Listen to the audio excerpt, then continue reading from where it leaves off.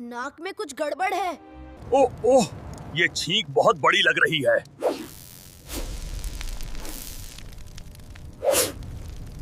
किसी ने नहीं सोचा था कि एक छींक शहर को हिला देगी।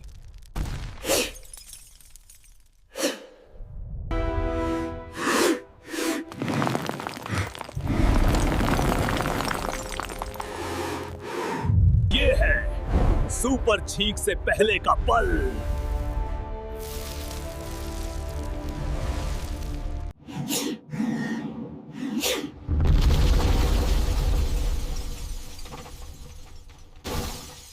अरे बचाओ!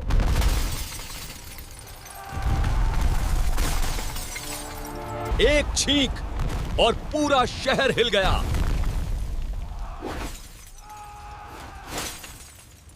ओह!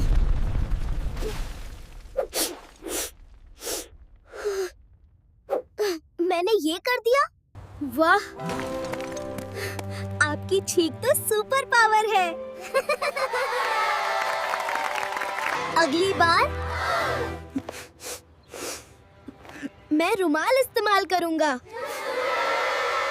कभी भी एक छोटी सी छींक बड़ी ताकत बन सकती है।